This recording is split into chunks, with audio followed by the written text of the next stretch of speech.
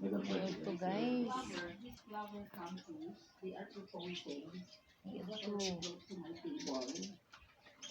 Ginit ng tubig.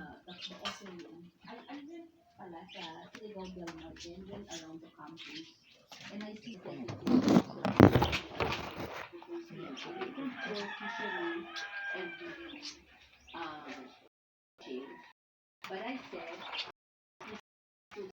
the board approved in principle, get to the provision of feasibility. Asa naman ang feasibility study to umot naman contain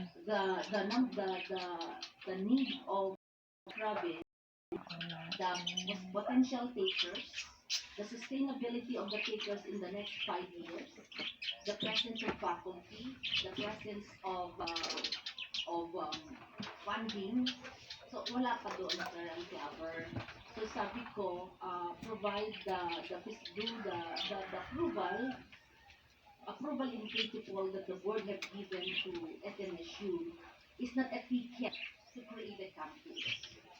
But it is a ticket for the university to go now with the feasibility study, and they will come back to us.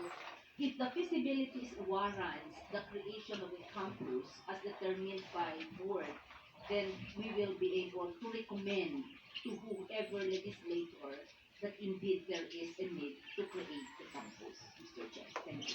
Thank you, ma'am. That's now very clear. In fact, I'm quite happy knowing that there is a plan to create extension campus outside of the main campus.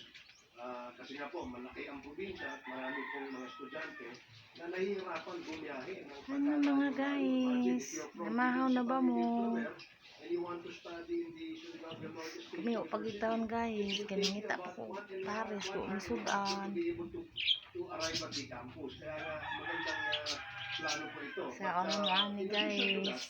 I'd like also to take advantage of the fact that since we will be creating extension campus and Pa naman katagkamansi. included in the university. O subak-subak. Bitsin na nakasina. No na. Problema nga kung mga anak sa dimkaon. Nursing courses. Dimkaon guys kung mga anak. Perhaps yung mining engineers, knowing that the Caraga region, specifically Surigao del Norte, is a mining province, we may proudly include Ako na nang ilingaw-lingaw na itong problema guys. mining engineers or whatever it would take to be able to have. Namugos na yung trabaho good. Kung bana. Nahuman na ba? Nang-apply na sa...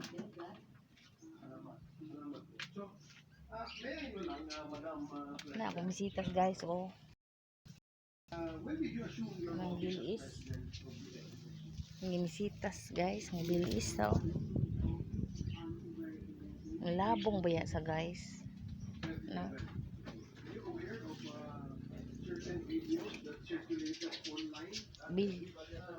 Ah! SNSU, What's up? apparently used as part of a campaign propaganda by a local candidate Guys. during the recent May 12 elections Ano in naman to Surigao del Norte. guys? Are you aware of that? Ginamit po ang inyong campus, ginamit po ang inyong faculty, ang inyong